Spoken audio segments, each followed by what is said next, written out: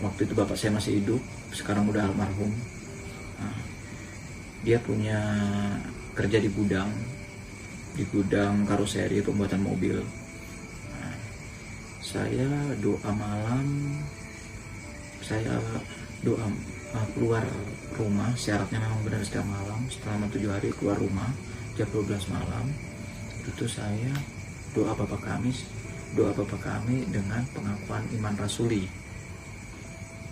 Setelah itu saya masuk ke kamar sendirian, saya kunci pintu, saya baca Alkitab.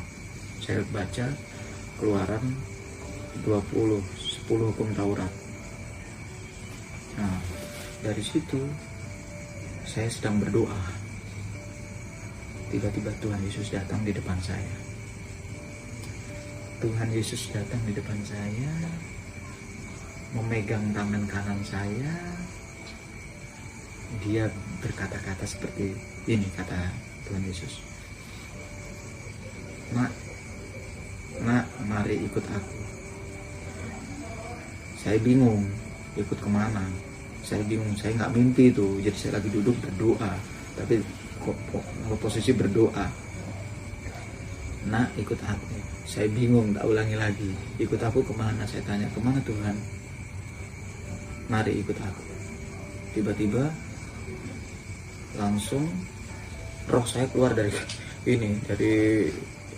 kepala saya, ubun-ubun saya ditarik sama Tuhan Yesus keluar. Terus Tuhan Yesus tidak berkata apa-apa, dia cuma ngomong, silahkan kamu pegang hidungmu. Saya disuruh megang, saya sendiri disuruh megang hidung saya, nggak ada napasnya. Terus saya sendiri disuruh pegang dada saya, nggak ada detak jantungnya. Terus saya tanya, Tuhan Yesus, ini apa maksudnya? Tapi Tuhan Yesus bilang apa? Itu tandanya kamu sudah mati. Tuhan Yesus bilang gitu ke saya, itu kamu sudah mati. Nah, kalau saya mati berarti saya nggak bisa hidup kembali dong. Saya bilang gitu. Sebenarnya saya nggak bisa kembali ke dunia tubuh saya. Saya bilang gitu kepada Tuhan Yesus. Tuhan Yesus bilang, kamu akan kembali. Mari ikut aku. Terus saya terbang. Tubuh saya di bawah. Saya cuma melihat tubuh saya duduk di bawah. Terus saya melihat ibu saya. Ibu saya tidurnya, roh itu dia melihat tidak ada rumah. Jadi saya sendiri duduk di bawah pohon, ibu saya tidur di bawah pohon pisang. Sama bapak saya, keluarga, adik-adik saya itu jadi kayak kalau orang mati itu, orang udah ini tidak ada rumah. Kita tidak, jadi kosong, hampa. Itu yang saya lihat. Nah, ternyata Tuhan Yesus bilang, ya kamu mati anakku. Setelah itu, saya pertama kali Tuhan Yesus ajak saya yang gak enak. Tuhan Yesus ajak saya ke neraka. Saya masuk neraka, pintunya besar. Saya tidak bohong, pintu neraka besar sekali.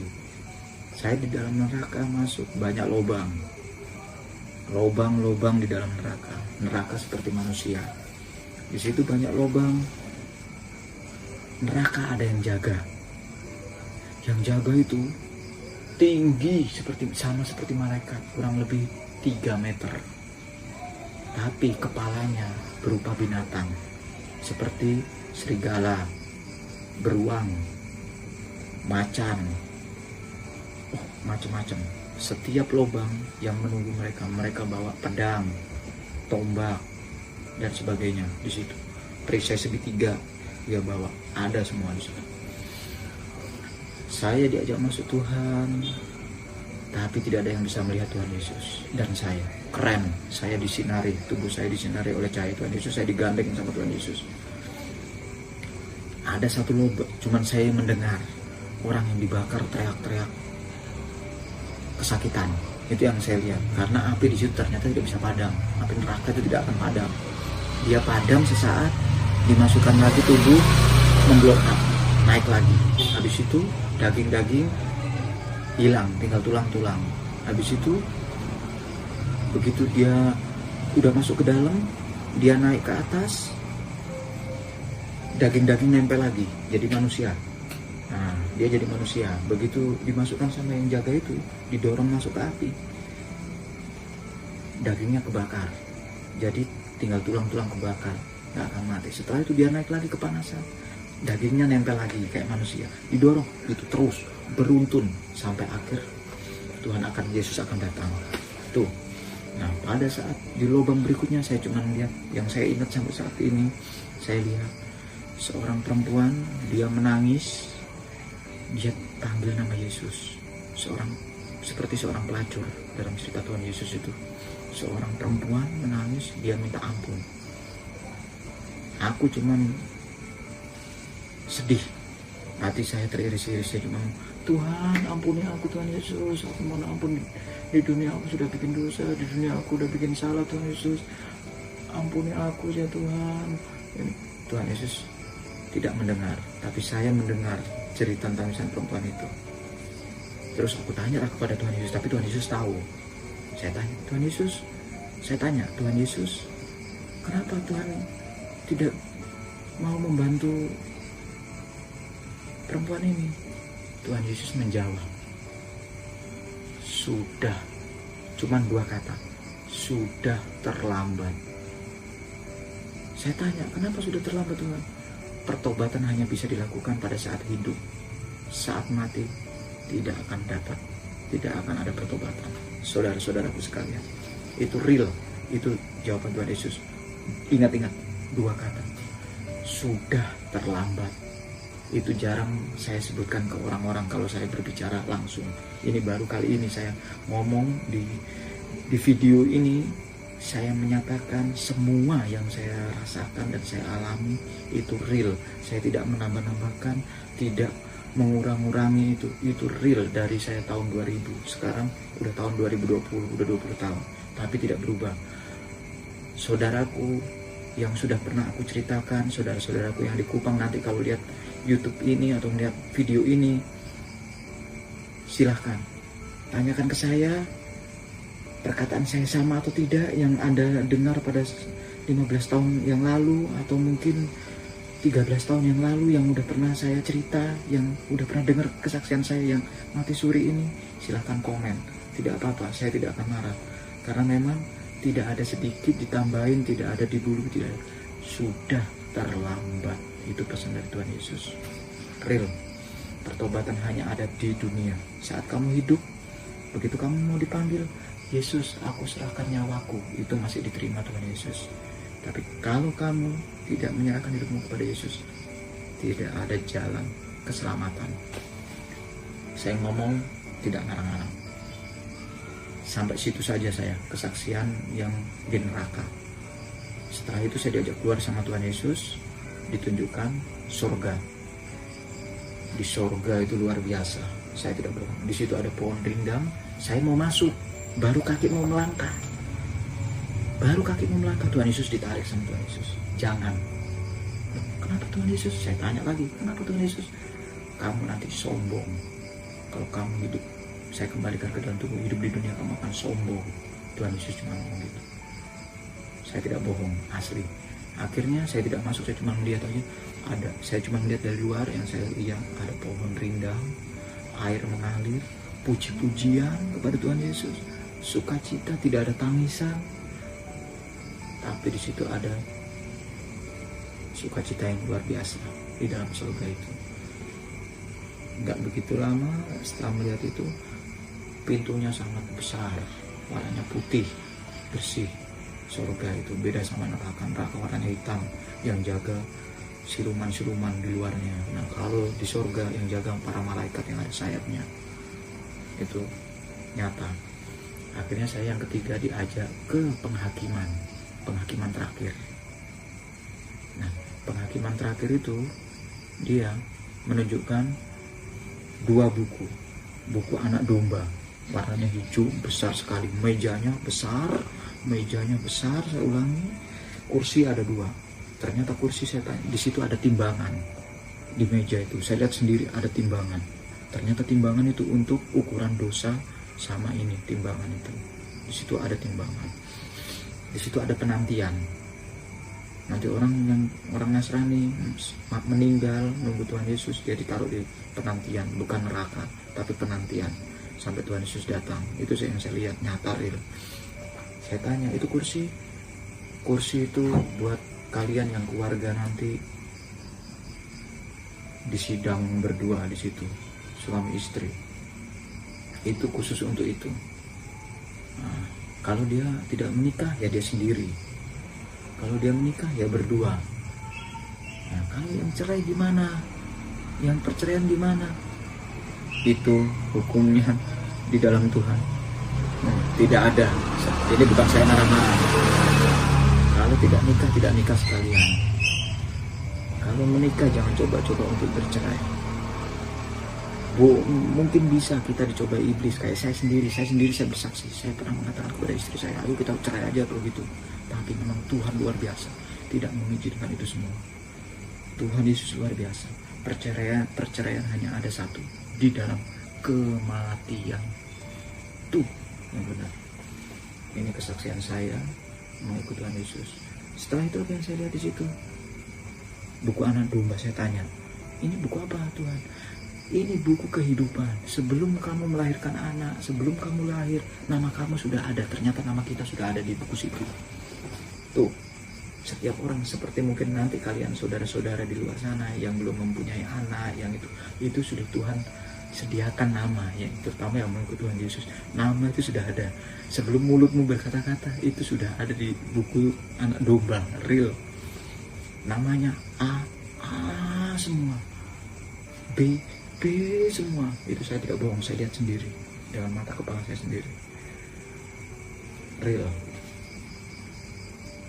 Jadi mungkin kita, ini saya sedikit menambahkan, kita yang berbuat dosa di dunia saat ini, bertobatlah, mengikut Tuhan secara pribadi, serahkan hidupmu seutuhnya kepada Tuhan. Jangan coba-coba mengingkari Tuhan Yesus. Hidupmu akan berantakan, hidupmu akan hancur. Saya tidak bohong, dan saya nyatakan atas kuasa Kristus sendiri. Nah, kesaksian ini setelah saya terakhir sampai penghakiman, selanjutnya selesai, saya dikembalikan ke dalam tubuh saya oleh Tuhan Yesus sendiri yang mengembalikan ke dalam tubuh saya. Setelah itu saya sadar, ya sudah, saya bersaksi. Nah, saya bersaksi ini bukan saat ini aja, bukan saat ini. Sebenarnya sudah mau bikin buku kesaksian, tapi terhambat, tidak jadi. Ya wes, saya diam, tidak ini. Nah, saya tidak mau melawan kehendak Tuhan Yesus. Artinya kalau saya bersaksi di sini, banyak kesaksian yang saya miliki dari setelah kematian yang saya alami. Saya mati suri 3 jam.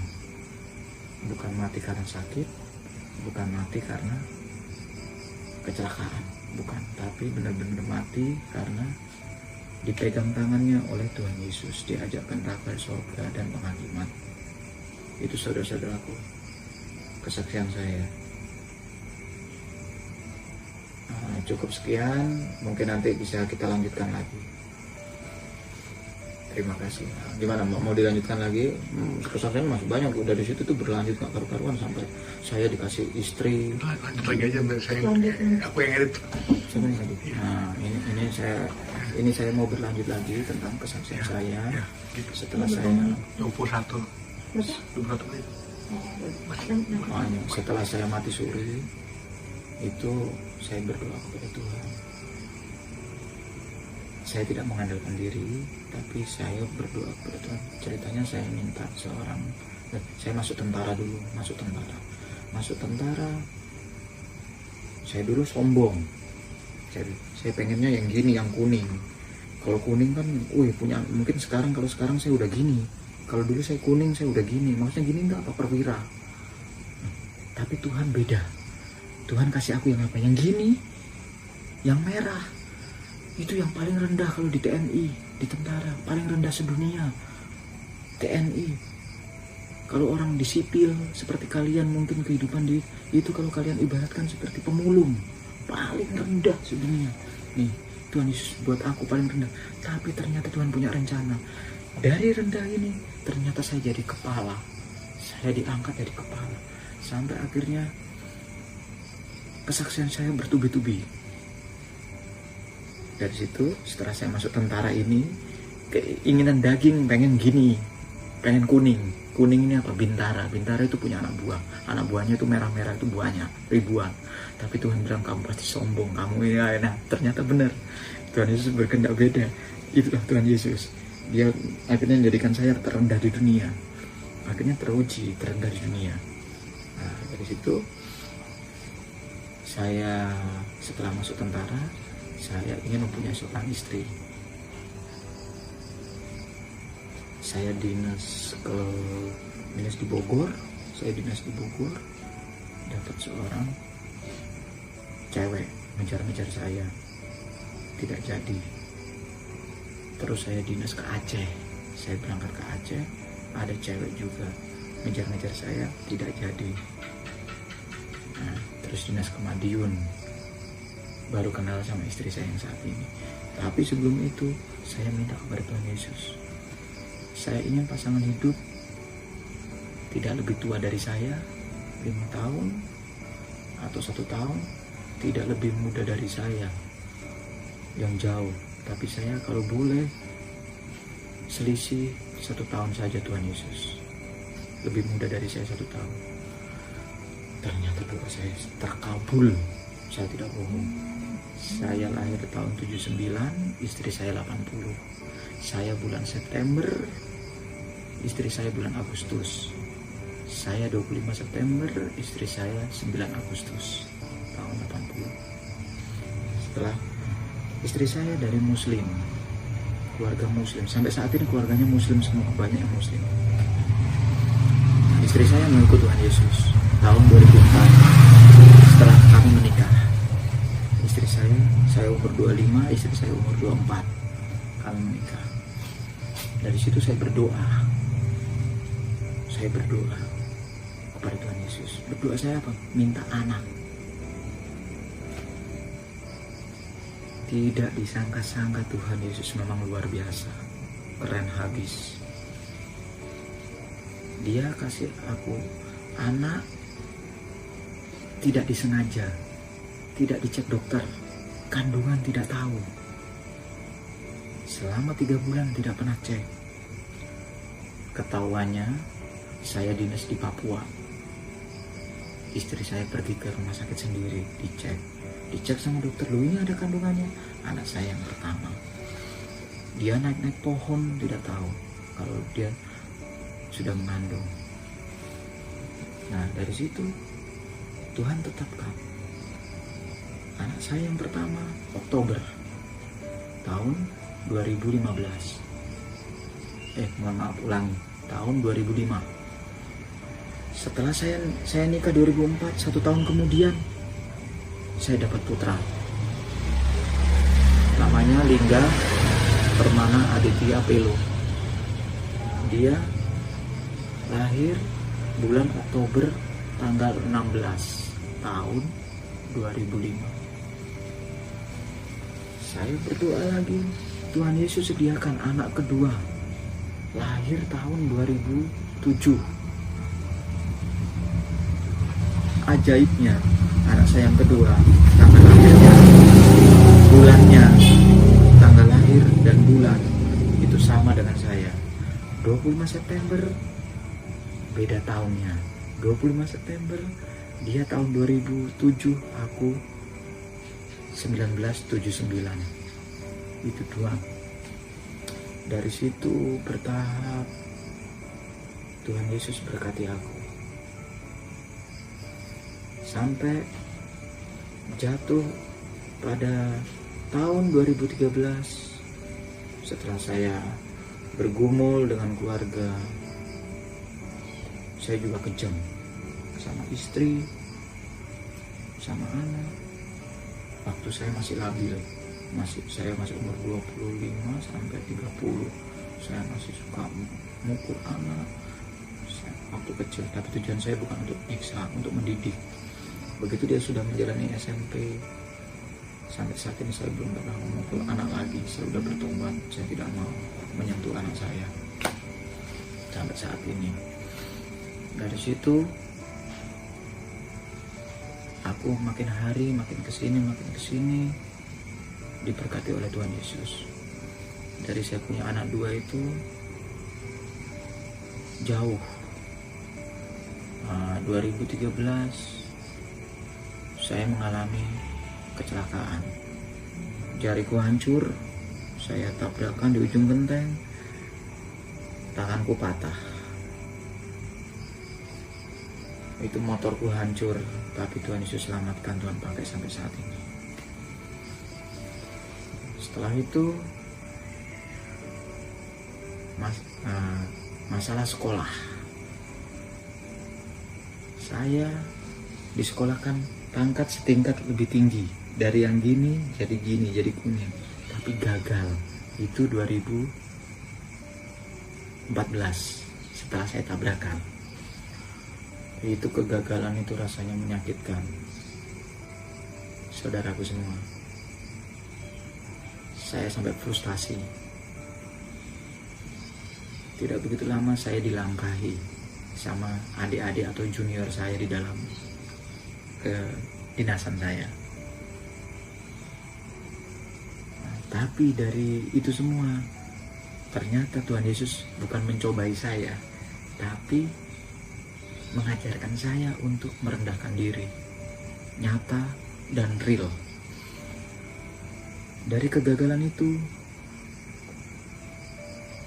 ini kesaksian saya dari kegagalan, tapi saya tidak dibuat sengsara. Motor setelah saya jual, saya belum, itu 2014, 2015-nya, 2016 saya diberangkatkan lagi. Dari 2 tahun saya sudah dilangkai, adik saya duluan, baru saya. Tapi saya ngerasa kecewa karena kegagalan saya.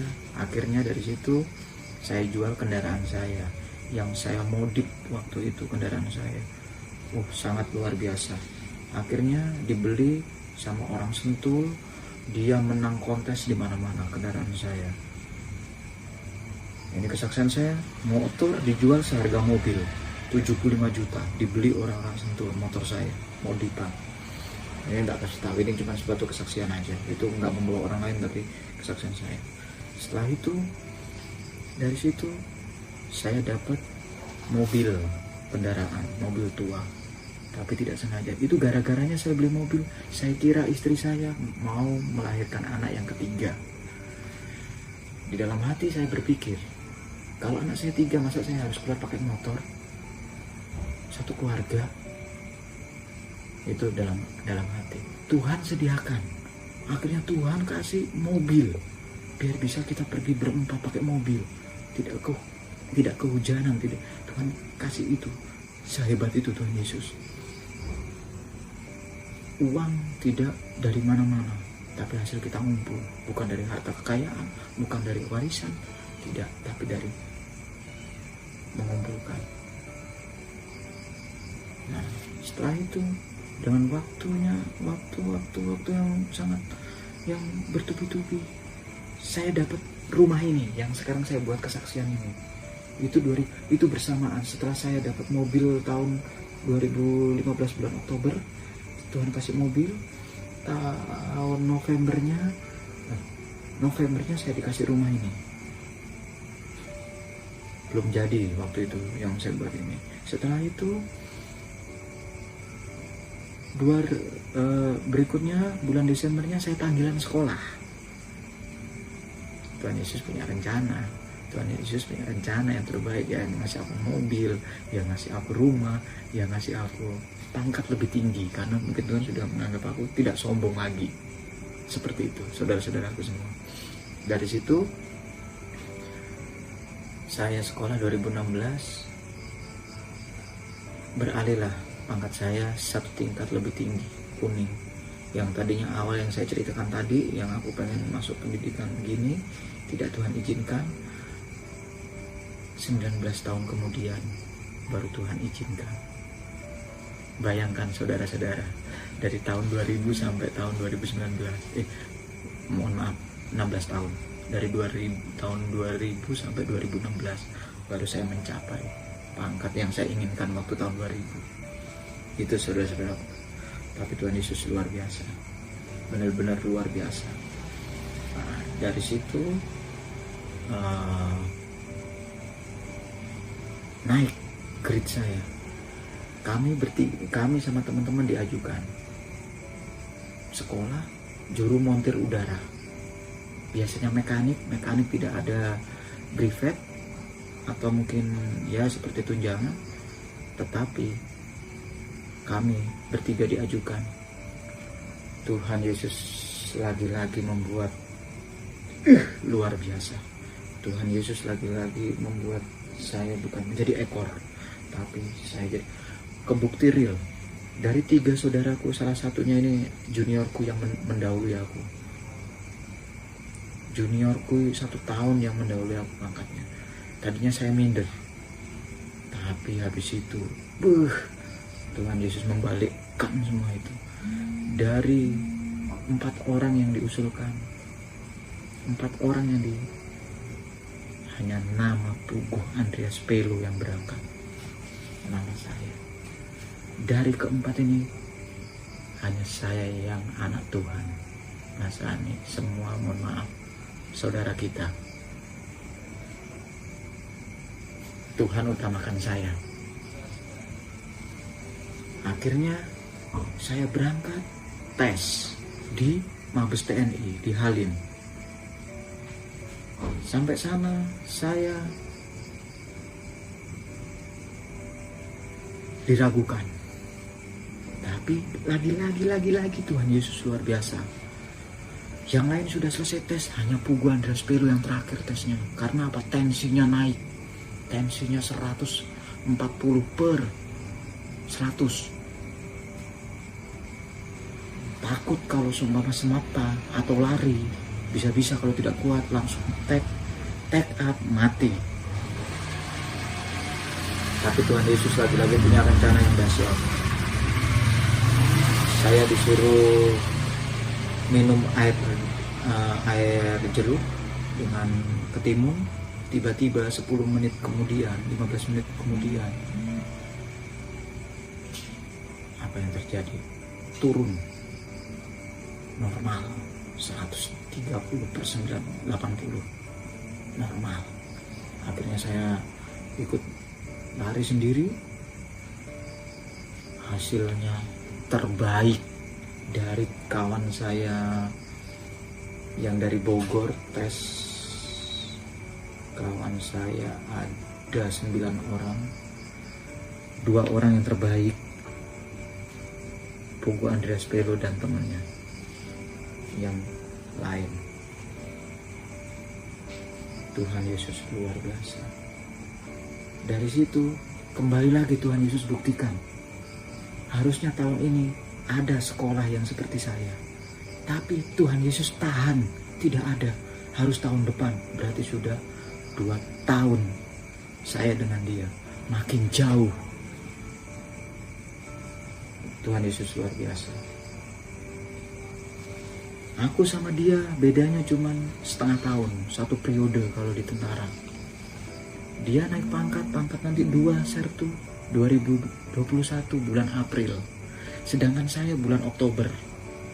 Tapi jadi juru montir udara. Harusnya saya kemarin 2019, sekarang 2020 teman saya ini.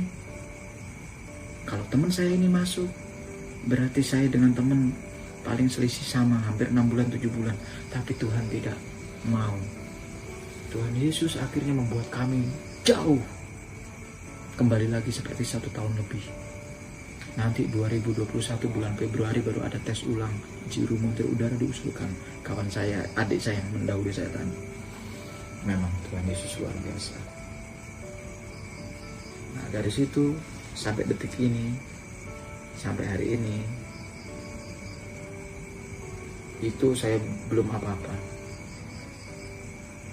Sekali waktu saya berlanjut kesaksian saya. Sekali waktu saya pergi ke Kupang mengurus warisan tanah almarhum bapak saya. Bapak saya meninggal tahun 2008. 2017 saya pergi ke Kupang, NTT Nusa Tenggara Timur, tepatnya di Oibelo, sekarang Tanah Merah. Di sana saya sudah 29 tahun tidak menginjak Kupang. Saya di Kupang waktu itu tahun 89 sampai 90. Baru kemarin 2017 saya sama ibu saya ke Kupang ngurus tanah. Sedangkan orang Kupangnya sendiri, bapak saya, orang timurnya, Paulus Pelo, sudah meninggal. Kalian semua saudara-saudaraku bayangkan, seorang Pugu Andreas Pelo yang kecil yang tidak mengerti apa-apa, berangkat sendiri mengurus. Kenapa nggak waktu-waktu dia masih hidup cerita? Jadi mereka tidak cerita ke anaknya. Tapi lagi-lagi Tuhan Yesus is the best. Tuhan Yesus pimpin aku. Nama, sertifikat, pajak tanah itu masih nama almarhum bapak saya. Tapi dengan mudahnya, saya tidak mengenal orang satupun di sana. Tapi mereka semua dari kelurahan, kecamatan, dinas kependudukan, pertanahan, semua menolong saya. Saya cuti 2 minggu, saya berangkat sama ibu. Tepat 2 minggu selesai, surat pajaknya beralih nama Pugu Andreas Pelo. Sertifikatnya juga beralih. Luar biasa Tuhan Yesus. Ibu saya tidak ikut apa-apa, yang bekerja hanya seorang diri Pugu Andreas Pelo. Saya di sana banyak mengalami pencobaan di Kupang sana, karena Kupang kotanya masih hutan, masih belum ramai kayak Jakarta atau mungkin Indonesia bagian sinilah, bagian Jawa sini, jauh Kupang. Nah, di sana kejadian satu yang unik yang bisa saya nyatakan saat ini. Pada saat saya ngurus surat itu jauhnya kurang lebih 2 jam, 3 jam. Pakai motor 2-3 jam perjalanan sini Bandung. Kurang lebih, saya bilang kurang lebih. Bogor Bandung lah 2 jam kurang lebih. Atau kalau nggak salah Bogor Puncak lah. Nah, seperti itulah kurang lebih. Nah, di situ motor kakak saya pakai motor Mio, Yamaha Mio, hancur karena setelah dipinjam temannya kering, mesinnya rontok. Dari situ turun mesin. Pada saat turun mesin itu Tuhan Yesus lagi-lagi luar biasa. Kami jalan jauh tapi tidak terlalu jauh. Ada bengkel. Itu kejadiannya sudah bengkel pada tutup semua. Sore hari kurang lebih jam 6, jam 5, jam 6 itu bengkel sudah tutup di Kupang. Tapi ada satu bengkel yang masih buka. Saat itu juga dikerjakan. Akhirnya karena motor masih baru, motor baru turun mesin, tidak bisa dibuat berboncengan. Akhirnya kakak saya naik oto atau mobil umum, kalau bahasa Kupangnya oto atau mobil umum, kendaraan umum. Di situ saya naik motor dia ke Oibelo. Nah, kalau ditanya berarti dari mana dong? Nah, bahasa kasarnya gitu. Saya tinggal di mana? Nah, saya tinggal di Osmok. Osmok itu Ternau, itu Kupang kotanya.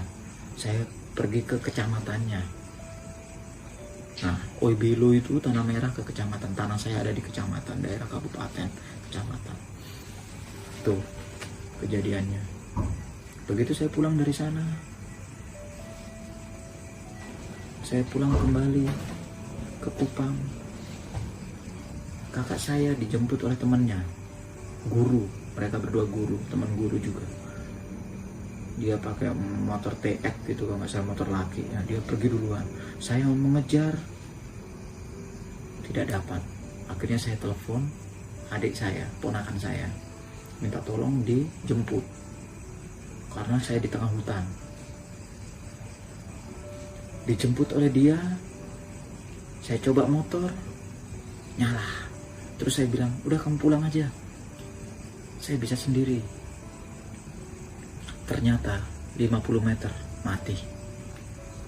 Saya masih mengandalkan Pugu ini, bukan mengandalkan Yesus. Lupa lah sama Yesus, bahasa kasar. Bukan saya belum bertobat, sudah bertobat, tapi lupa lah sama Yesus. Masih sok-sokan, masih mengandalkan diri. Karena habis diservis, turun mesin, masih sok jago lah di situ. Starter lagi, jalan 50 menit. mati lagi. Terus jalan lagi 50 menit, mati lagi. Sampai yang ketiga, trauma. Saya selah motor, saya starter, motor tidak menyala. Sudah panik karena ponakan saya sudah pulang, saya sudah tinggal sendirian di situ. Saya merasa panik. Akhirnya dari situ Tuhan Yesus, saya berdoa. Saya baru ingat, oh iya, saya punya Tuhan Yesus ya. Saya berdoa kepada Yesus. Saya berdoanya seperti ini, ya Tuhan, tolong bantu hamba-Mu ya Tuhan Yesus, hamba tidak mampu ya Tuhan. Tolong bantu, semoga kendaraan hamba ini, motor ini bisa jalan, karena perjalanan saya masih jauh ya Tuhan. Tuhan bimbing hamba, jalan tidak usah kencang, 20-30 aja Tuhan per kilometer, hamba tidak akan lewat dari situ. Tuhan Yesus nyatakan doa saya itu semua. Nah, setelah berdoa, saya mau pencet starter. Saya bilang dalam nama Tuhan Yesus, dek, starter, deng, motor menyala. Bagus. Setelah itu saya jalan, saya awasi speedometer, tidak lewat dari 30, 20, 25, 20, 25, 30, balik 20, 25, 30, sampai tempatnya. Mereka semua sudah khawatir, Andri ada di mana? Andri ini ada di mana? Begitu saya pulang udah tengah malam, kurang lebih jam 10-11 sampai rumah. Mereka baru bilang, kamu dari mana saja Andri? Saya ketinggalan karena motor mogok, nggak bisa ini. Tapi ternyata di situ ada Tuhan Yesus yang menolong saya. Itu saya ceritakan kepada saudara-saudara semua, saudara-saudara saya yang ada di depan. Kalau tidak ada Tuhan Yesus, nggak tahu aku harus kemana. Karena saya tidak tahu mana-mana waktu itu. Karena udah cukup lama saya tidak ke sana. Nah, dari situ saya kembali ke Jakarta. Puji Tuhan, selamat sampai Jakarta dengan selamat. Tidak ada kekurangan sesuatu apapun. Sekian kesaksian saya. Mungkin nanti dilanjut lagi. Masih banyak kesaksian saya yang berikutnya. Bukan hanya sampai sini, tapi saya sampai dinas luar, sampai banyak kesaksian saya yang belum saya sampaikan.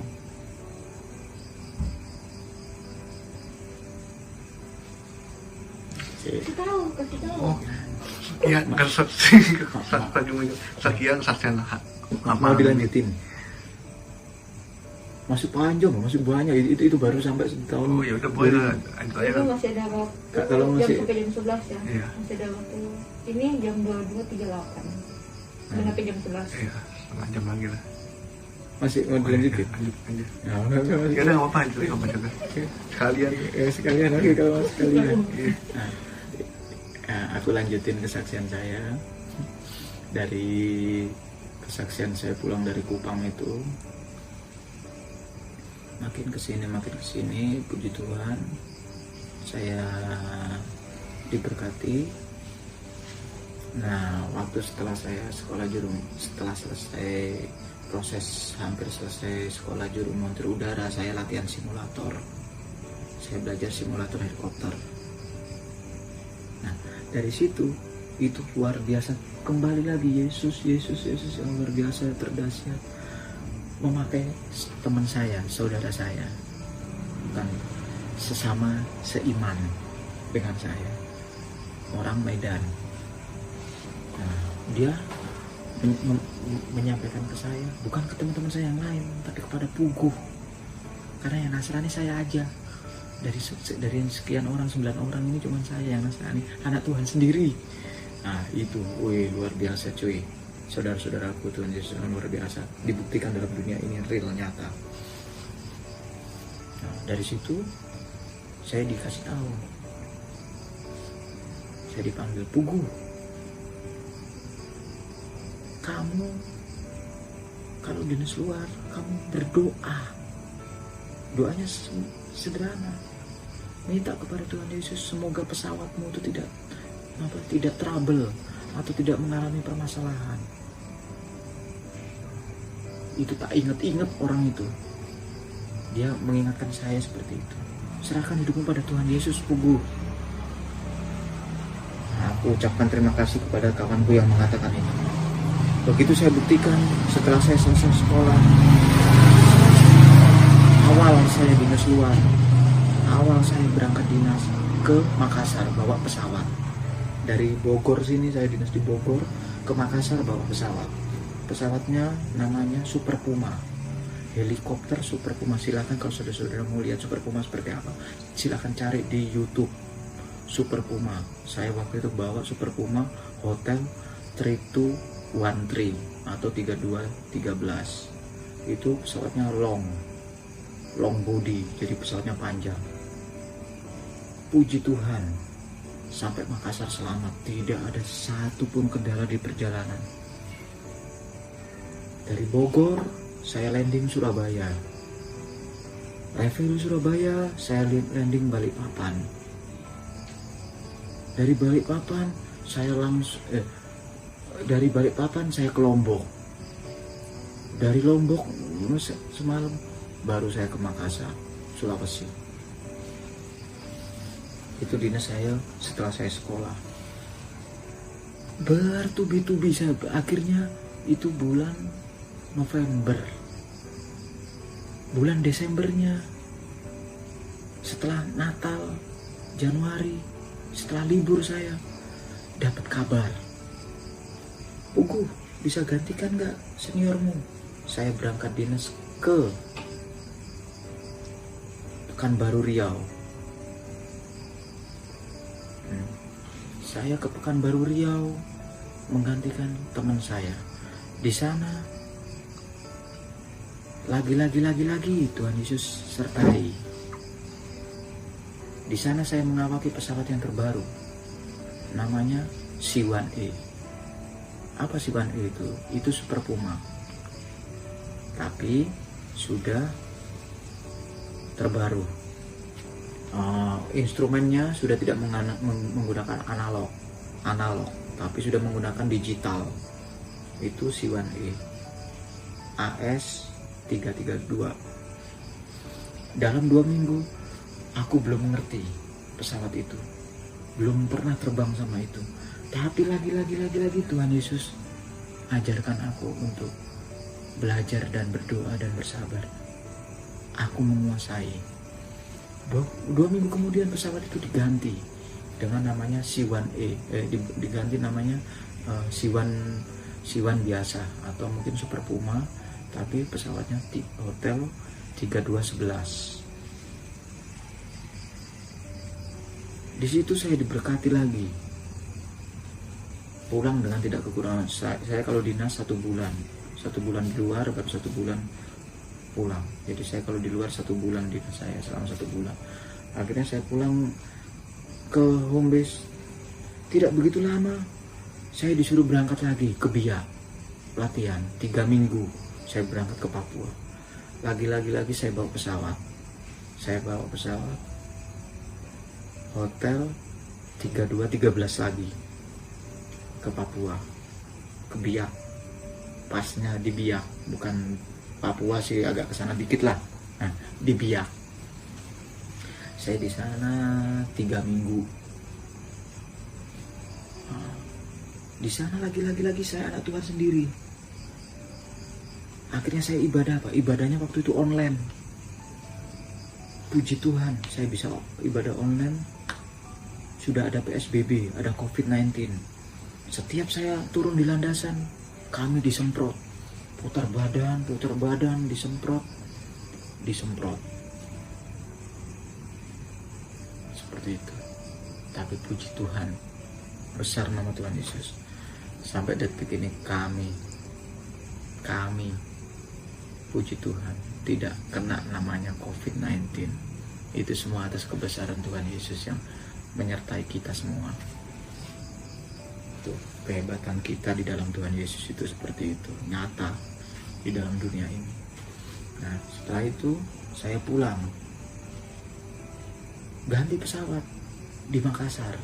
Saya bawa pesawat di hotel 3216 3216 3213 ditinggal di Makassar. Lagi-lagi tadinya ada permasalahan di pesawat, begitu Pugu Andreas Pelo yang megang, lagi-lagi puji Tuhan selamat sampai Bogor, tidak ada suatu masalah pun di jalan, tidak ada kendala real dan nyata. Nah, dari situ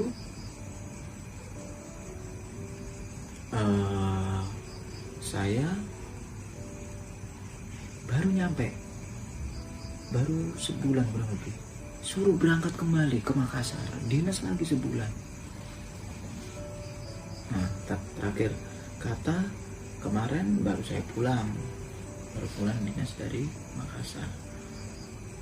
Ya lagi saya cuman anak Tuhan sendiri di situ. Kalau saudara-saudara, tapi saya puji Tuhan, saya tidak membawa nama kawan-kawan siapapun, tidak, tapi saya puji Tuhan, Tuhan Yesus.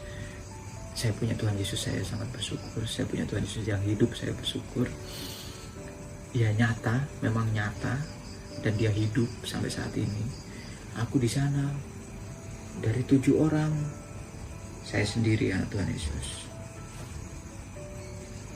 Saya tidak ada masalah. Begitu ada kawan yang datang, tambah 7 orang lagi, jadi 14 orang. Waktu habis lebaran kemarin tahun ini, itu kan COVID, lebaran itu tidak ada yang keluar. Sholat idnya saudara-saudara kita di mes, tidak di masjid, tidak ada berani. Waktu di Makassar, lagi saya disuruh moto saudara-saudara saya foto semua. Pada berkumpul sholat id, saya foto semuanya. Tapi puji Tuhan, Tuhan Yesus tidak membuat kita menjadi ekor, tapi Tuhan Yesus membuat kita menjadi kepala. Sampai akhirnya komandan flat saya, atau mungkin komandan teknik saya, pulang ke Bogor sini. Lagi Tuhan Yesus mengangkat saya melalui orang lain mendapat pujian. Tapi saya tidak bisa jadi sombong. Apa yang dikatakan? Pelo, hebat kamu. Katanya kamu dinas itu di sana, woi, paten, mantap, nggak ada masalah, pokoknya hebat. Orang yang beda juga yang katakan, bukan seiman kita. Kehebatan Tuhan Yesus. Nah, lagi, udah pulang ke Bogor sini, terbanglah kami seperti biasa. Tapi saya puji Tuhan, demi nama Tuhan Yesus, sampai hari ini saya belum pernah di pesawat saya ada yang trouble atau ada masalah. Tapi kawan-kawan saya yang lain sering dapat. Pasti kalau mau terbang ada masalah, ada ini. Tapi Pugu Andreas Pelo belum pernah. Puji Tuhan, puji nama Tuhan Yesus. Bukan puji nama Pelo yang mekanik jago, bukan. Tapi yang jago Tuhan Yesus. Tuhanku Yesus, Tuhan Allahku, itu yang jago, saudara-saudaraku. Makanya kalian semua yang mungkin jauh dari Tuhan Yesus, istilahnya melihat YouTube ini atau melihat video ini, aku pengen kalian bisa coba cari tahu Tuhan Yesus itu seperti apa. Coba berdoa tengah malam, aku ngasih saran, tengah malam jam 12 berdoa, minta jawaban. Setiap pagi kalian baca Alkitab, walaupun cuma 1 ayat, 2 ayat kalian baca. Aku sendiri tiap pagi, anak-anakku semua baca Alkitab. Kalau kalian semua punya HP yang baik, yang bagus, HP Android yang udah jago-jago, udah yang pokoknya yang udah canggih lah, jangan lupa install Alkitab. Kalau kalian tidak sempat baca Alkitab, bukalah Alkitab di Android kalian. Itu yang saya lakukan setiap hari. Walaupun saya piket, saya jaga di kantor, saya pasti, walaupun saya tidak bawa Alkitab, tapi saya kalau ke gereja, saya ingatkan kepada kalian semua, saudara-saudaraku yang lihat video saya, ini saya ingatkan, Tuhan Yesus tidak suka kalian di gereja buka Alkitab pakai HP. Saya ulangi, Tuhan Yesus tidak suka kalian buka Alkitab pakai HP. Karena apa? Kalau kalian buka Alkitab pakai HP, pasti masih ada hal-hal yang masuk di dalamnya. Tapi kalau buka Alkitab, kalian pasti akan konsentrasi. Kalau kalian buka HP pada saat di gereja, saya tidak bohong, saya tidak menghakimi kalian. Silahkan kalian nikmati kenyamanan itu, kalian akan tahu antikris seperti apa. Kalian saksikan sendiri, karena sekarang udah diberi kenyamanan. Di dunia ini diberi kenyamanan yang sangat enak, seperti yang Tuhan Yesus dicobai. Kamu kalau mengikut aku, Lucifer, kamu menyembah aku, kamu akan tuh tak kasih tuh dunia yang mewah, yang megah. Tuhan Yesus tidak membutuhkan itu semua. Makanya kita yang hidup di dunia, kenapa saya tambahin ini bukan kesaksian, tapi memang ini real, nyata. Itu yang aku dengar. Nah, mungkin saat ini baru aku bisa nyampaikan. Ya, saya mohon maaf kepada ibu pendeta, bapak pendeta, atau pelayan-pelayan Tuhan yang dipakai. Tolong sebarkan ini. Tuhan Yesus tidak suka. Tuhan Yesus tidak suka. Jujur, bukan saya menghakimi, bukan saya ini, bukan. Tapi Tuhan Yesus tidak suka kalau ada di gereja membawa alat komunikasi atau apa. Boleh membawa, tapi harus di silent, harus di seperti penerbangan itu, atau mungkin harus sinyalnya dihilangkan. Kalau bisa ke gereja bawa alat Alkitab. Aku tidak bohong, aku tidak sombong. Saya dinas luar selalu ada Alkitab, karena saya ingat yang Tuhan ajarkan.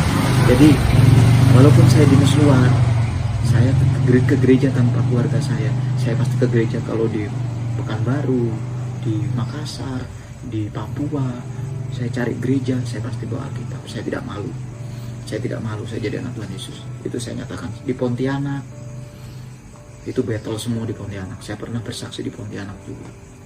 Jadi saya dinas sudah keliling Indonesia, jujur aja, dari Sabang sampai Merauke sudah saya injak. Saya puji Tuhan, Tuhan sudah pakai saya. Yaitu, ini saudara-saudara, ini kesaksianku.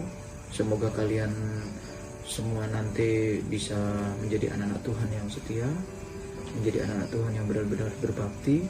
Ini bukan kesaksian abal-abal atau mungkin kesaksian cuman ngarang-ngarang, tapi memang benar-benar. Dan dengar-dengaran saya ini bukan hanya cuman mimpi atau dengar-dengaran, tapi memang real.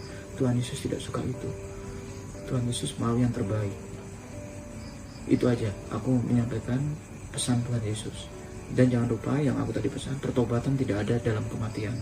Pertobatan adanya dalam kehidupan. Jadi kalian bertobatlah selama kalian hidup, saudara-saudara. Ini pesannya Tuhan Yesus, bukan pesannya Tuhan Andreas Pelo, bukan. Tapi asli, murni, pure pesan Tuhan Yesus Kristus. Bertobat sudah terlambat. Nah, saya bingung tadinya sudah terlambat itu apa. Ternyata Yesus bilang sudah terlambat itu pertobatan tidak bisa didapatkan setelah kamu mati. Yesus, aku bertobat, tidak bisa. Tapi bisanya kamu waktu mau dicabut nyawamu. Yesus, aku serahkan nyawaku kepadamu. Itu pasti masuk surga, alam penantian. Demikian kesaksian saya.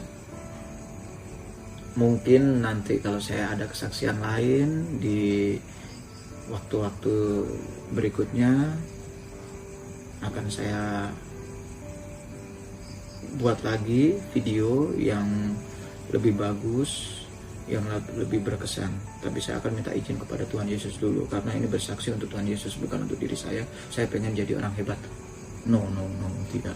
Saya pengen jadi orang dikenal. No, seperti saudara-saudara kita yang di lain itu, yang ada di televisi kah, yang ada itu. Mereka menjual, kalau mereka menjual nama Tuhan Yesus. Kalau saya asli murni, saya pengen saudara-saudara dengan melihat ini, saudara tahu bahwa oh iya, kita ini sekarang dipengaruhi oleh antikristus. Jadi semua dipermudah. Makanya sebenarnya bisa kalian buka Alkitab di HP bisa. Tapi itu dilaksanakan di mana dulu? Di kantor boleh, di sekolahan boleh, di rumah boleh, tapi di rumah ibadah Tuhan tidak suka. Itu saudara-saudaraku, saya mengingatkan sekali lagi, terutama saya mohon kepada ibu bapak gembala sidang ya semua yang ada terutama yang ada di dunia ini. Saya mohon, karena kasihan kalian nanti kalau mengikuti dunia, kalian akan terbawa oleh dunia. Oke, terima kasih. Selamat malam. Tuhan Yesus memberkati. Shalom. Kalian semua diberkati. Haleluya. Amin.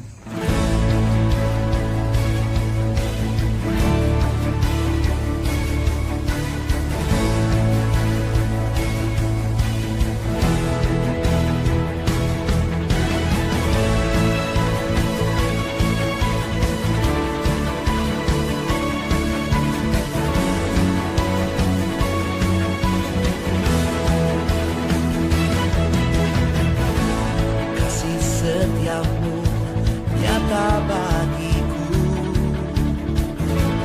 hikmat kebajikan tersedia bagiku.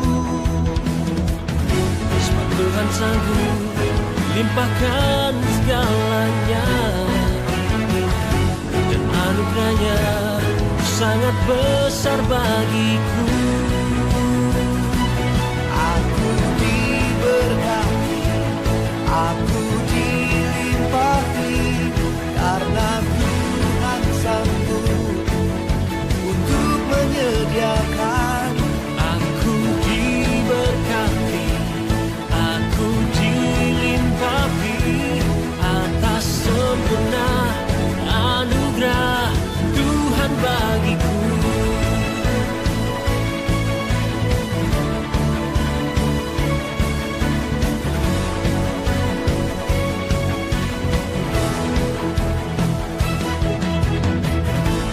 Kasih setiamu nyata bagiku,